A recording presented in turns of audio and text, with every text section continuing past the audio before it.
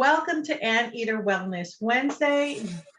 This program is brought to you with the support of UCI Alumni Association and one of our 38 chapters worldwide. Anteater Wellness Wednesday is a program that blossomed during the pandemic to promote all forms of wellness. And tonight is sponsored by the Sue and Bill Gross School of Nursing chapter. My name is Elsa Bagrini-Yaka with the Alumni Association. I'm fortunate to support the alumni chapters. I'll give a little housekeeping. This program is being recorded. Hopefully you saw the notification. Please accept. If you're more comfortable being anonymous, you are able to turn off your camera. This recording will be provided to all the registrants along with additional resources that our presenter will be sharing with us during the program. Our guests are muted. There will be Q&A at the end of the program. And in the spirit of UCI's inclusive nature, we will provide live transcript during the program. Now, I'd like to introduce the founding president of UCI's School of Nursing Alumni Chapter, Candace Wheeling. She has a master's degree in nursing science in class of 2013, faculty clinical coordinator in the FNP practice program. It's my pleasure again to introduce Candace Wheeling. Hello, good evening. For those of you I haven't had the pleasure of meeting, I am Candace Whelan. Thank you so much for joining us tonight. It is my absolute pleasure to introduce Dr. Gideon Strich. Dr. Strich has 30 years of clinical experience in academic, hospital, and private practice environments. He brings training in mindfulness-based stress reduction and a 25-year personal mindfulness practice. He has enjoyed teaching the radiology residents at UCI Medical Center for the last 28 years and is currently clinical professor of Radiologic Sciences at University of California, Irvine. Dr. Strich's passion comes from his own experience of burnout, which led him to seriously research what had happened to him. He realized that burnout was a hidden epidemic that threatens individuals and systems as a whole. He became a certified professional coach to help others avoid the same fate, forming Healthcare Coaching Associates in 2015 in response to what he saw as a critical failure in the healthcare system. Dr. Strich has gone on to share his personal story and burnout prescription for healthcare professionals, 10 things you can do today to prevent and recover from burnout. He believes we must be proactive, making small changes to create a big impact, and is truly an expert in mitigating burnout. Please welcome our guest speaker and friend of the UCI Sue and Bill Gross School of Nursing, Dr. Gideon Strich. Awesome. Well, thank you, Elsa. Thank you, Candace. Thank you to the Alumni Association as well as the School of Nursing for inviting me to speak. This is a very timely topic. As you might know, I'm going to start by sharing my screen so I can show the slides.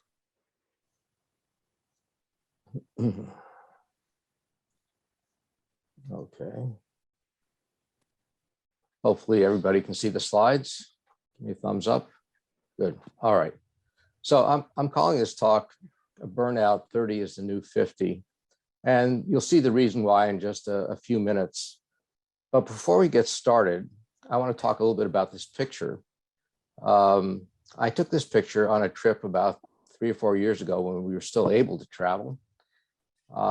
And just for the fun of it, to see if chat's working or not, I would like anybody who knows where this sculpture is located, put the name of the city in chat.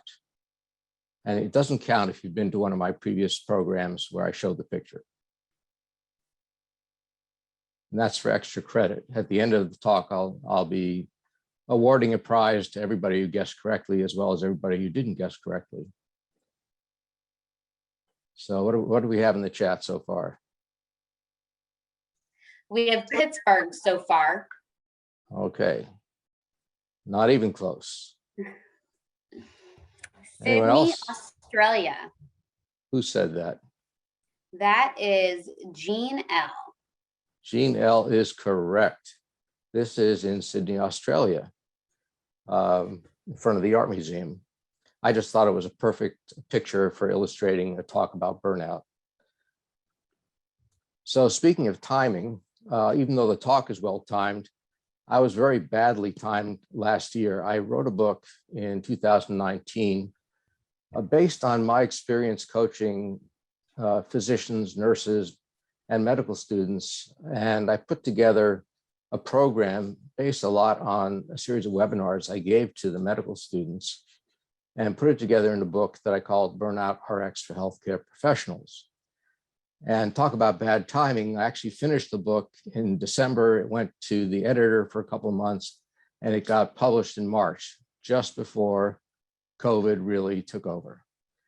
So all the statistics are completely wrong, but the program itself and the exercises in the book are still very relevant. And I'll tell you a little bit more about that later. So my objectives for this evening are for you to learn about what is burnout? What are the three components that comprise burnout? And to understand why burnout has become such an epidemic, particularly among millennials and Gen Xers during this COVID pandemic. The third objective is to understand how businesses cause burnout in their employees and to learn what you can do individually to prevent or recover from burnout. You don't need to take notes.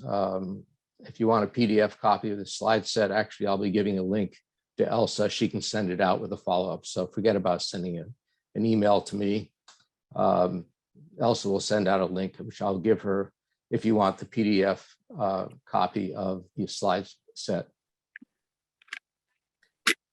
So 30 is the new 50. Well, there was, a lot of information about physician burnout. It's been out there for about 10 years. People have been very concerned about physician burnout.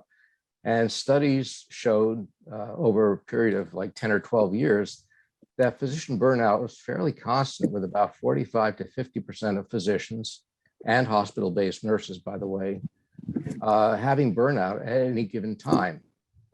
But not really a lot of attention was paid to burnout in other areas. Well, that all changed a year ago with the pandemic. And what people found was that after about 4 or 5 months, people realized that everybody was burning out. People in business, people in law, people in education. It was rampant. And the average age of burnout had dropped to about 32. And originally we thought of burnout as a phenomenon of middle age, where somebody had reached, the peak of their career, they were struggling to keep up and just ended up burning out. But now it's actually taking place in much younger people that are just starting out in their careers. And when the survey asked people why, one of the reasons was that feeling of being always on. Because meetings took place by Zoom, people were always available by computer, they were available by cell phone, by chat. This feeling of never being away from work really, I think, contributed greatly to the burnout in younger people. And not only that, because they actually weren't in the office, there was this unspoken pressure to actually put in extra work to prove that you were working. And that really was particularly difficult, because so many of the people in the millennial and Gen X group, it's not so much that they were, spoiled, lazy children, but the problem was they had children at home. And so here they were trying to actually, be an administrator or an executive. On the one hand, working from home, perhaps in an office, perhaps in the kitchen. And on the other hand, having to also double down in terms of childcare and even education, which really weren't roles they were fulfilling before. And that resulted in, especially for women, additional pressure during the pandemic. And it was found after about 4 or 5 months that the average worker had actually put in an additional 59 hours of work during those 5 months, which is the equivalent of an entire week, 7 additional days of work over 5 months. Because when you're working at home, there's no really clear dividing line between work and home. It's much easier if you're going somewhere and then coming home again. So they were feeling really stressed and burned out. So where does the expression burnout come from? It was first used by this guy, Herbert Freudenberger, in his book, Burnout, the High Cost of Achievement. And he defined it kind of like vaguely. He said it's the extinction of motivation or incentive where one's devotion fails to produce the desired results, not very quantitative. And it was left to Dr. Christina Maslach of UC Berkeley, who's a psychologist, to really define the triad that comprises burnout. And that triad consists of emotional exhaustion, depersonalization, which I'll explain later, and reduced self-efficacy. And she devised a 22-question survey covering these three areas. And even today, it's considered the gold standard for diagnosing burnout. Dr. Strich, we have an interesting question in the chat. Yes. One of our attendees is really interested in the science of burnout, and beyond that, wonders if one can experience burnout beyond the workplace, just due to repeated life stressors separate from their employment. That's a very good question. I will get to that in just a minute. So thank you for asking that question. Bear with me. In her 1997 book, Dr. Maslach and Dr. Leitner wrote a book about how organizations actually cause burnout in their employees. And if anybody's ever actually experienced burnout in this audience, and I know I have, and probably many of you have, I think this description really it really cuts to the chase. It says burnout is an erosion of the soul caused by deterioration of one's values, dignity, spirit, and will. And if you've ever experienced burnout, you understand that this really, it just takes a lot out of you. And you end up just, literally feeling like an empty shell. About 2 years ago, the World Health Organization included burnout in their ICD manual. The ICD manual is the International Classification of Diseases. It's a manual that they put out that basically codes all the diseases and all the syndromes with numbers. So that helps with medical records keeping and billing. And so that everybody worldwide uses this classification. And they included burnout for the first time about 2 years ago. And what they said is burnout is a syndrome conceptualized as resulting from chronic workplace stress. And it includes the triad that Christina Maslach described. So feelings of exhaustion, particularly emotional exhaustion, increased mental distance from the job, feelings of cynicism or negativity. And that's what she calls depersonalization. It's a withdrawal from engagement in the workplace, and reduced professional efficacy. And efficacy really is just your ability to work at the same level you previously worked at before. And they finished it off with this: burnout refers specifically to the phenomena in the occupational context. And that's where that question comes in. And burnout does not just occur in occupations. Burnout is very commonly seen, for example, in caregivers, people who are caring for children, people who are caring for relatives. It doesn't have to be your job. It just has to be something that, really sucks the life out of you over time, where there's no release from the chronic stress. So even though burnout is classified as a work-related syndrome, it occurs in many different areas. In the workplace, it occurs definitely in medicine, it occurs in business, law, finance, and education, peace officers. There's just a whole slew of any kind of people-facing occupation is subject to burnout. So what are some of the warning signs of burnout that you can be aware of for yourself or for somebody else? And you'll see a lot of these are kind of non-specific. Feelings of hopelessness, anger, low self-esteem. Depression may be a component of burnout. It's not the same as burnout. abusing drugs, alcohol, food, or even sex. There was a study that came out in Medscape showing that physicians increased their alcohol intake by about 30% during the COVID. And I'm sure the same is true for other professions as well. Avoiding work through chronic lateness, blaming other people, feelings of guilt, workaholism. That's kind of interesting. People think that they can work their way out of burnout, but when working isn't working, working harder doesn't work either.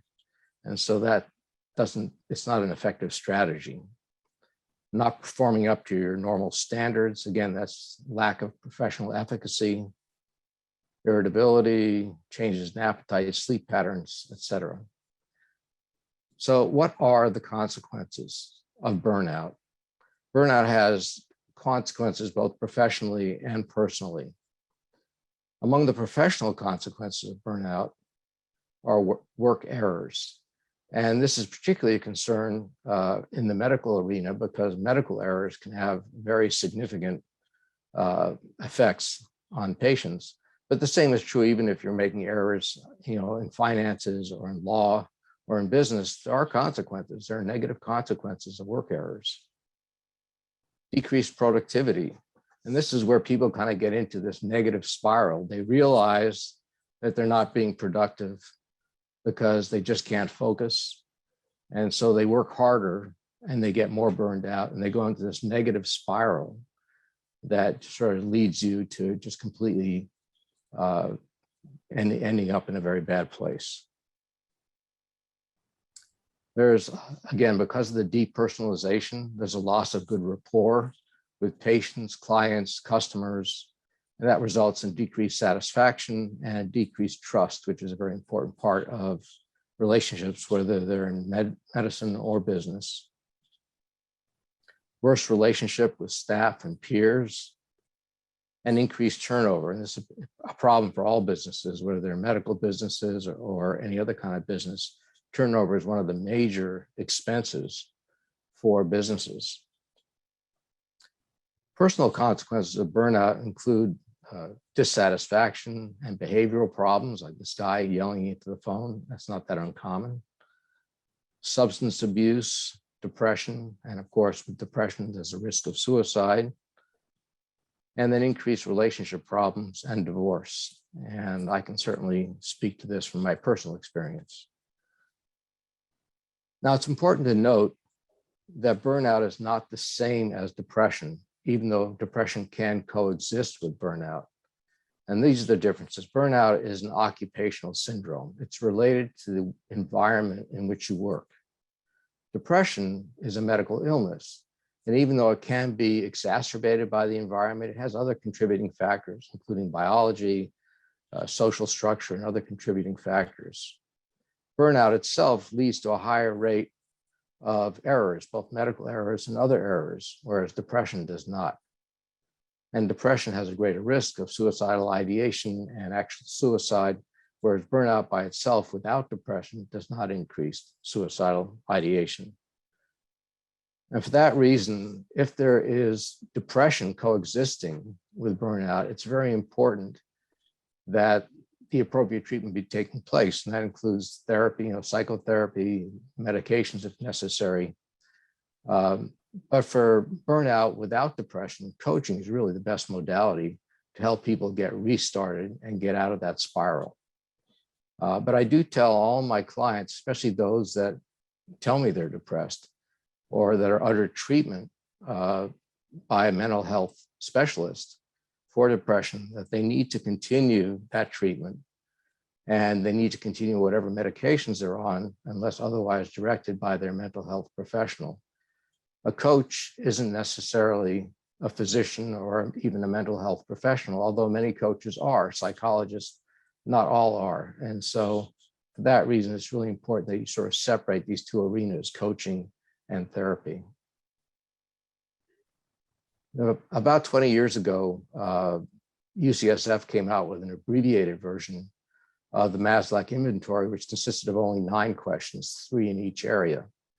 And I like that one, so I put it on my website. So if you're interested and you can't find a free version of the full Maslach inventory, You can find an abbreviated version on my website, which is gideonstrichmd.com. There's a little button on there that you can press that says take the test, or here's the URL. Or if you're really tech savvy, you can use this QR code. Tate Shanafelt is a physician who was formerly at, he was at Mayo Clinic. He's now at Stanford. And he has researched and written more about burnout in the medical field than any other person alive. And what he found, interestingly, in his paper from about 10 years ago, was he found 2 items in the Maslach burnout inventory that by themselves predicted the results of the full inventory.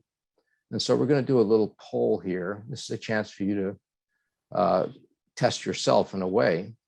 And just to remind you, all the polls are totally anonymous. We don't have any idea who answers what, but it's going to be interesting just to see how many people are experiencing these signs or symptoms. So I'm going to open the first poll.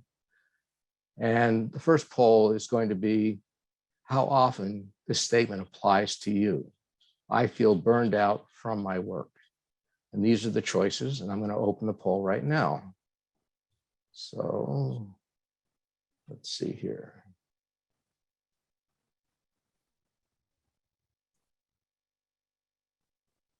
Sorry.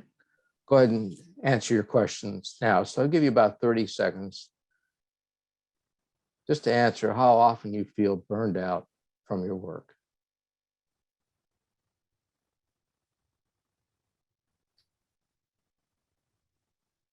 And I'll give you a few more seconds or until 85%, 80% of the people have voted. That's good. So let's end the polling and share the results. So this is actually fairly typical of any group of professionals. There's always going to be a few people that really handle things well, and there's going to be some people that are stressed. And you can see the even though it's not a majority of people, the most people answered a few times a month. So what's the significance of that? Close this. The significance is this: if you answered once a month or more, according to the research by Dr. Tate Shanafelt, you're at moderate to high risk for burnout. So that's, you know, it shows like about half to 3/4 of you are in that category, which is not surprising. That is the norm today. So the second question that he found had to do with depersonalization. You know, how often does this statement apply to you in your job? I have become more callous toward people since I took this job. And there are your choices, same choices. I will launch the poll.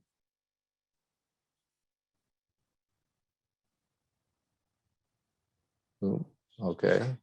So go ahead and put in whatever applies to you. Again, this is all anonymous. It's really just for our own interest, just to see how big a problem this is.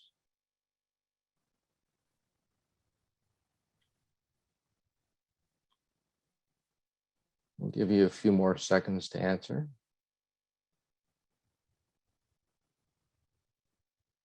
Okay, we're at 80%. I'm going to end the poll and share the results. Okay, so you can see that, you know, maybe half of the people were a few times a month or more and half were less.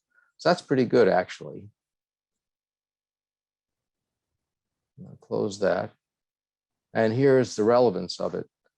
It's almost the same as the other one. If you experience this feeling of lack of engagement or callousness toward people a few times a month or more, you're at moderate to high risk of burnout.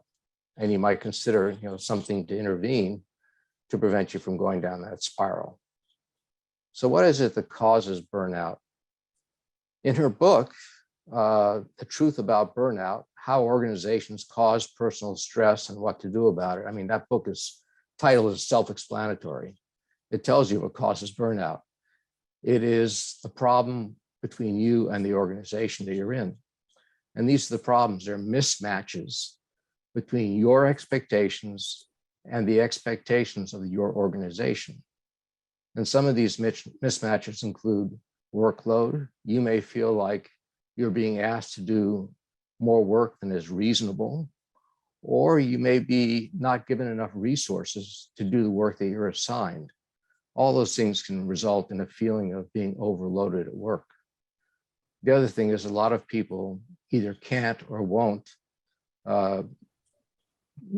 define and enforce their boundaries at work. And this is particularly true, as I said, in the last year with people working from home. There's not a clear boundary. Feelings of loss of control over your work environment. This has become very common, as people move around from job to job more commonly. There's really less investment of the company in the personnel and less investment of the personnel in the company. And this results in a feeling that everything's being controlled from above and that you don't have a lot of say. Insufficient reward, that's sort of self-explanatory. You feel like you're not being paid enough for the work you do. Breakdown of community, and this again is partly due to the fact that people are much more mobile now in jobs than they used to be. And because of that, the development of a work community is hampered, and there's less chance for peer support, for interacting with your peers socially, and for actually developing a sense of community for support. Perceived absence of fairness. If you see somebody else in the same position making more money or getting better perks or getting better job assignments. And conflicting values. This is an important one that a lot of people don't really take into account when they take a job. They either haven't evaluated their own values or they just don't think about them. But if your personal values are in conflict with the values of your organization, whether they're stated values or whether they're just the values that the organization shows through their behavior, if you're in conflict with those values, it creates an internal, well, it's called the cognitive dissonance, which is really just an internal conflict that eventually wears you down. So what can businesses do? Well, first of all, they can be realistic about the job demands, particularly when people are in these hybrid situations, working from home, working from the office, but to be realistic, not to expect more work to be done by people who aren't at the office. It helps to have very clearly defined roles so that the people know exactly what's expected of them. The values conflicts, I think it's a lot more up to the individuals to evaluate whether they're in conflict with the values of the organization. It helps if people have participation in decision-making. It gives them that feeling of being partially, at least, in control. Feedback, if delivered properly in a positive way, can go a long way toward giving people satisfaction at work and preventing burnout. Social support and connection. The business can provide an opportunity for people to get together on a social basis, or just provide some kind of network where people can interact, whether it's Slack or whether it's in person, just some way that people can interact with their peers and give each other the support they need. A lot of businesses have instituted stress reduction programs, particularly ones involving mindfulness. And it's really important to have stress reduction. But the problem is, if you don't take care of all these other problems, the stress is going to continue. And so having a stress reduction program by itself really puts the onus of preventing burnout on the individual instead of the business taking responsibility. And of course, during COVID, being able to support your employees, both in terms of work environment or even economically, is extremely important. And finally, team coaching can be used, especially if the team is dispersed and some people are at home and some people are at work. It can be used to help bring teams of people that work together, more in line with each other and provide support. So what do you do if your business doesn't provide that kind of support? Well, this is where coaching comes in. You can basically empower yourself and take charge of your own life. And this takes a little bit of chutzpah. It takes some bravery. When I use the word empowerment, what I mean is controlling your own work environment and using your skills and talent in a way that benefits not only your organization, but you as well. And that leads to better productivity for the organization and better outcomes for you as an individual. So how do you empower yourself? I just kind of put together a 10-step program, and this is not necessarily a program that I run, but it's 10 things I think you need to do in order to be truly empowered. And they don't have to be in any particular order, but just 10 seemed like a good number. So the first thing and the most important thing really is to prioritize self-care. The way I see it, there are 4 pillars that support wellness. And those 4 pillars are, first of all, quality sleep, 7 or 8 hours of quality sleep every day. The second one is nutrition. And that means not eating a bunch of junk food or carbohydrates, but really paying attention to what you put in your body and how it affects you. And the third one is activity. It doesn't have to be going to the gym, but some kind of physical activity where you're moving your body from one place to another, whether it's walking or taking the stairs at work, but at least getting up from your desk at least 5 to 10 minutes every hour. You know, just being desk bound by itself is almost as big a risk factor as smoking a pack a day of cigarettes in terms of cardiovascular disease. And then the fourth pillar of wellness is community. That means, you know, communicating with, developing relationships with, and supporting family, friends, your spiritual community, whatever, just to have some sense of belonging. So those are the 4 pillars of wellness. Then you need a way to reduce stress. And most successful stress reduction strategies involve some form of mindfulness. Drinking wine is not really an effective stress reduction strategy, but mindfulness can be, and it can be very simple. You know, I've actually taught in the past how to develop mindfulness with one breath. It's not very hard to do, but it's a very helpful way of just recentering yourself during the day and sort of releasing the stress. The third thing is to cultivate positivity. And you say, well, how can you do that? Aren't some people just more positive than others? Well, it's true that some people are more positive or optimistic, but research has shown that you can actually cultivate positivity and optimism. And one of the ways I do that with my clients is through the process of journaling, particularly gratitude journaling. It's very effective. And then to really understand your own values. And one of the things I do with my clients is we do what's called a value solicitation, where we work through what the values are for the individual and actually put them in writing in a list, and then compare those values to the values of the organization they work for and see how good a fit they are. Because if it's not a good fit, it can explain why they're so uncomfortable in their jobs. And then finally, on a personal level, you need to make powerful goals that work for you toward what you want. And a powerful goal typically is written in what's called the SMART goal format. So the goal is simple, it's measurable, it's meaningful to the individual, and it's achievable. So we work through that, you know, developing goals that make sense and that are potentially achievable. Then once you have a goal, you need to have a plan. You need an action plan to get to your goal, because a goal without a plan is just a wish. It's not going to go anywhere. And this is the hard part to do by yourself.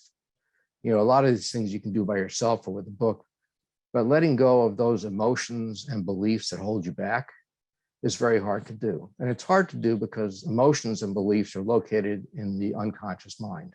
You're not aware of them. And so it really helps to have somebody else bring those out so you can be aware of them and deal with them and let go of them. And finally, you need to stay focused and be flexible, which means, you know, keep your eye on your goal, but don't be so attached to your action plan that you don't take opportunities that arise that take you toward your goal. And finally, to be accountable. And this is one of the things that coaches do a lot, is we're essentially accountability partners. You know, people sort of state what their goal is, what they plan to do by the next time we meet. And even though I don't hold them accountable in terms of, you know, saying anything about it, people hold themselves accountable once they've described it to somebody else. So it doesn't have to be a coach. It can be your spouse, it can be a family member, or even a friend. but it helps to have an accountability buddy. That's what I call them. So just to wrap up, burnout is not a disease. It's an occupation-related syndrome. And most importantly, burnout, if it occurs to you, is not your fault. It's not a weakness. It's not a personal failure. It's a mismatch between your expectations and the expectations of your employer in one of the 6 areas that we covered or more. And the bottom line is coaching is one of the things that can help you prevent burnout when you start to feel that way, or recover from burnout if you're already burned out. So here's the prize for the person that guessed right, and also the people that didn't guess. I've written a new book, which is really kind of a synopsis of some of the most useful exercises from the book on healthcare, and it applies to all different fields. It didn't make sense to me to write a book for legal professionals and peace officers and teachers. So I wrote this workbook, which has a little bit from each chapter of the book I wrote up for healthcare professionals. And these are things that everybody can do that can help them prevent burnout or recover from burnout. And rather than emailing me, I'll be giving a link to Elsa that she can share with you, where you can download a PDF version of the book. I just uploaded it to Amazon this week. So you can actually buy it if you want the paperback, but I'll give it to you for free in a PDF format, just for hanging out and staying through to the end of this program. So that's what I have for you tonight. So what have you learned? What questions do you have? What do I need to know? Let's go to the chat. Yeah, if anybody has any questions or comments, if you put them in the chat, I'm happy to share them anonymously. I'm happy to answer any questions about anything.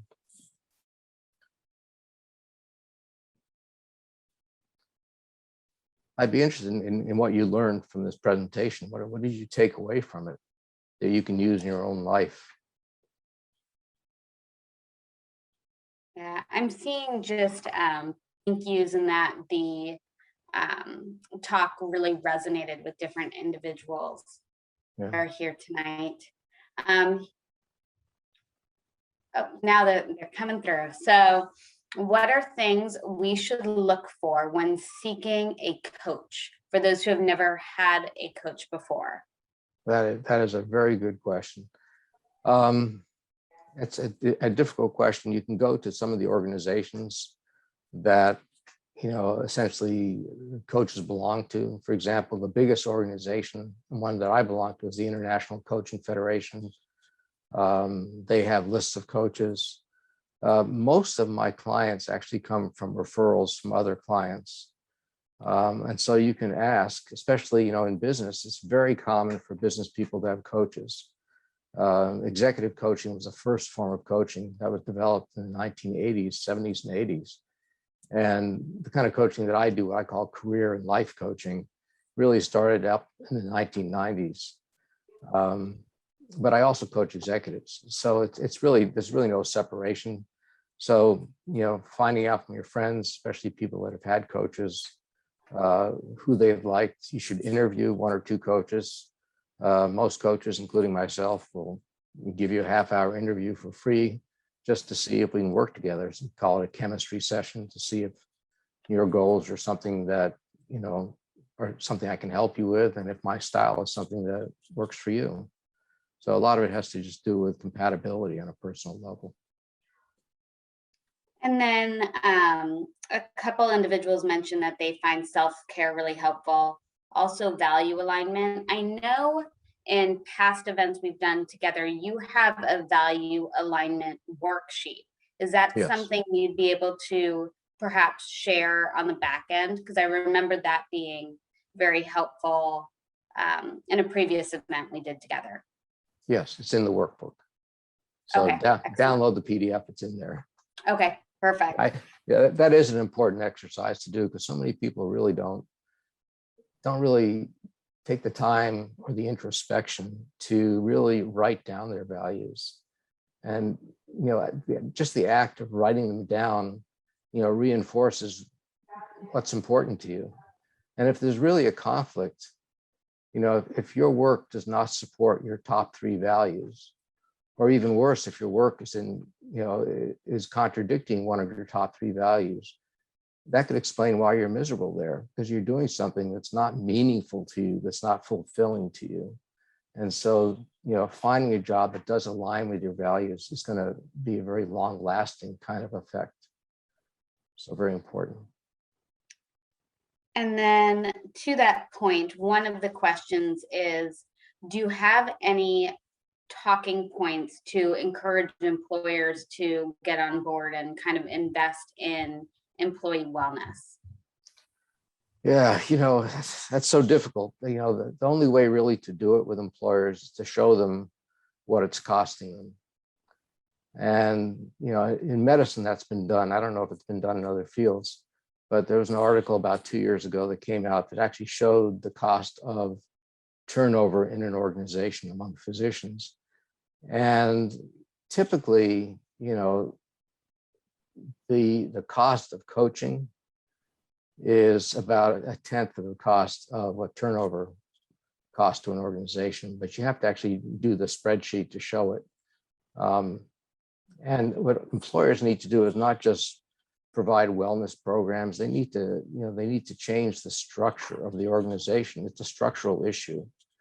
And that's what we found in medicine, is that, a lot of companies are offering, mindfulness training or yoga, but as long as the company is abusing you, all the yoga in the world is not going to make you feel good. The company needs to really step up and take responsibility for caring for its employees.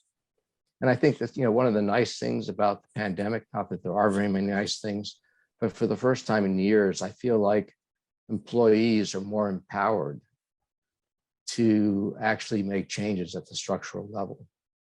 I think a lot of people have, through the pandemic, have questioned what they've been doing and said, what, I don't want to live this way. And I've talked to a number of people, especially, people the age of my children. I've got a 40-year-old and a 32-year-old. And a lot of people in that age group are thinking, is this the life I want? Or do I want to do something different that really fits better with it's more meaningful for me? So I think, with a lot of employers actually looking for employees at this point, I think employees are in a much better position to really try to get employers to provide a better working environment, one that's not so toxic. Now, one of the questions is, do you have in your toolkit any quick hit slides that individuals can use to make an argument as far as the cost of turnover, those types of things, or any recommendations for individuals interested in essentially presenting these ideas to their employers? For me, I've mostly gone to the medical literature.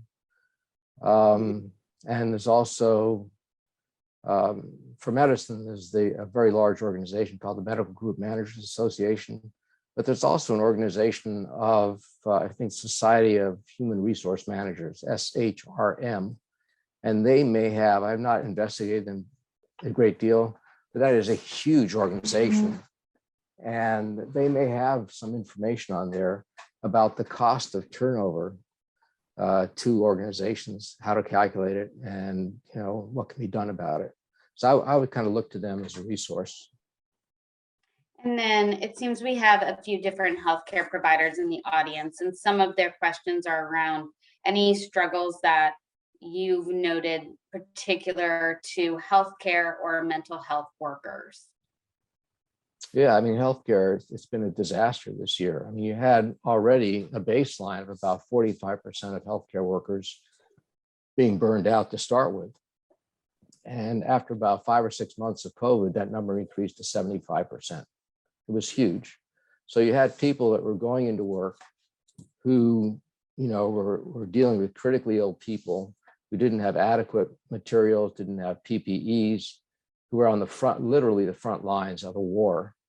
And then you had a second group of people who were in private practice and office-based settings who overnight had to close their offices and had to lay off staff and had no income.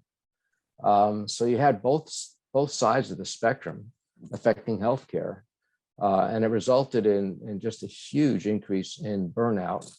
And I think we're also going to see a huge increase. We're already seeing it among all professionals, but particularly in healthcare as well.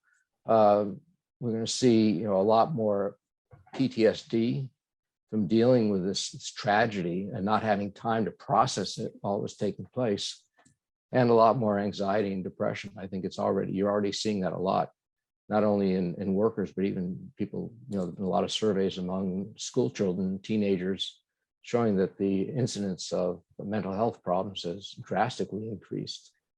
So it's like a second pandemic, really. And then anything particular between the genders that has that you've noticed or that you've seen in the literature and their process of burnout? Yeah, women are more likely to burn out. And the reason for that is they're more likely to have multiple roles. So they're not, especially like a physician, for example, who's working and also has the role of being a mom. And then during the pandemic had to also be a teacher. And a lot of those extra duties fell on women. And that's why I think that, even though I think they're very tough, I think they had a lot more stress than men in general. This is a generalization. And then I know you went over the top 10 kind of activities or different ways people can approach and overcome or hopefully mitigate burnout. Is there any one that you would prioritize? I know you had mentioned kind of the 4 pillars of self-care, and I think in the audience might be helpful just to kind of reiterate what those priorities are. Yeah, so you're absolutely right. All the other things I mentioned won't do any good if you don't take care of yourself. And the 4 pillars are sleep, and I mean quality sleep, nutrition. And I'm not going to prescribe nutrition for everybody, but everybody knows what's good nutrition, what's not. Your mother told you eat your vegetables. That's true. Activity, going out for a walk, standing up and doing something at your desk, just not sitting still the whole day. If you have a step counter, that's a good way of keeping track of things. That's what I used to do. You can go to the gym, but it's not necessary. Just some kind of physical activity to move your body from one place to another. And then community is super important. Support from, your spouse, your family, your friends, your neighbors, your your organizations that you're involved with. That is very important to mental health. And I think that's one of the things that suffered this year with so much social isolation. I think a lot of people, I think that was one of the causes of a lot of mental health issues this year was lack of social contact. So those are the 4 pillars. Without that, none of the other things are going to work. And of the other things, I would say the most important one would be mindfulness, because it's really the foundation for pretty much everything else. So that would be the one thing I would say would be most important. And are you personally accepting new clients right now? And if someone was interested, should they just email you or go to your website? Just go to my website, and there's a form there you can fill in. You can schedule yourself, and you don't have to be a client. I'm happy to discuss anything with anybody. I really love coaching. I do it for free for medical students and residents because I enjoy it so much, and I enjoy working with them. So I'm happy to discuss anything with anybody. There's no obligation. Okay, I will share your website in the chat right now. I'm just pulling that It's up. just GideonStrichMD.com. And there's a little buttons you can click on for different things. And yeah, even if you just have questions and you want to talk, that's fine too.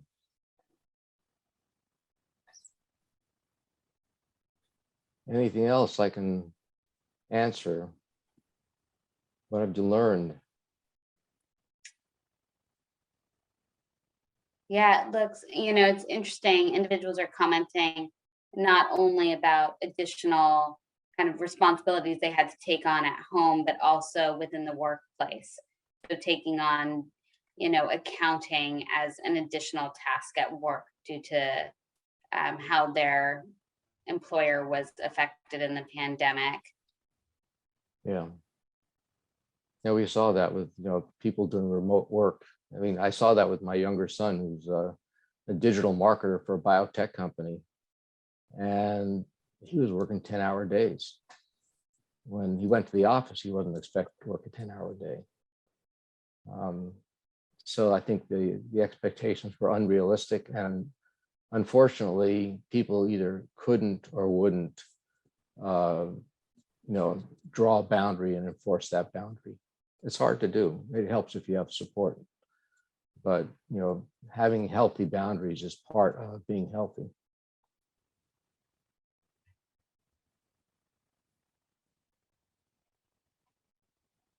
And then lots of thank yous.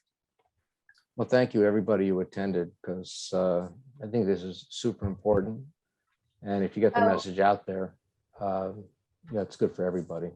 And then you have one more. Do you have any tips to coach yourself out of burnout? Yeah, I mean, there's, by all means, download my book. It's got some really good exercises. They're easy to do. It's hard to coach yourself out, only because, as I said, a lot of the things that are holding you down are things you're not aware of. They're unconscious. There may be some beliefs or some emotions that you have that are holding you back. You don't necessarily have to have a coach. You could have a counselor. You could have a good friend. But coaches are specifically trained to do that. So it's helpful to have some outside brain, really. I mean, a coach essentially is a thought partner. We don't give you a solution to a problem, but we help you think your own way through a problem. So that's what coaching is. It's partnering with people to think of new solutions. Awesome. Thank you, Candace.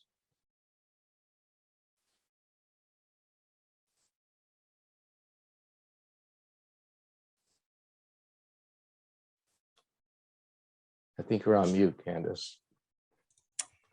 I'll give it just a minute or two to make sure we don't have any last minute questions, and then we'll probably go to close. It really has been a great presentation, a lot of good information. Your generosity is,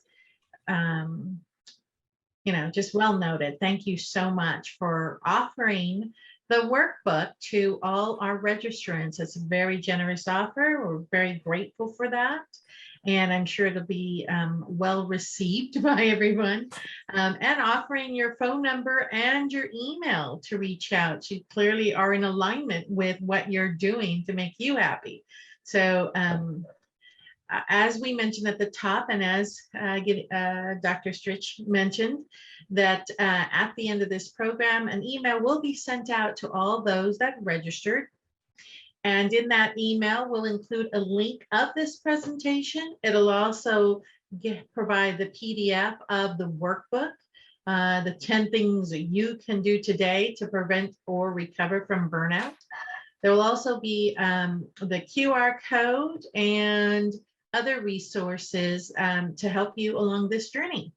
So, we thank everyone for attending. We hope that you consider joining this chapter, the nursing chapter, or one of the other 38 chapters, or as many as you'd like. In the chat, we provided the website for the Alumni Association and all their events or upcoming events. Please take a look at those events. There may be something else that is suitable to you. If there's something of interest to you in a future event, there will be a survey in the thank you email. Please let us know. We're really interested in hearing what our alumni are interested in hearing. And with that, I want to say thank you very much to both Candace and Dr. Strich. It was an amazing program, and without you as our volunteers, again, all this is done by volunteers. So with great gratitude, thank you. And we're going to say good night. Thank you, Elsie. Thank you, Candace.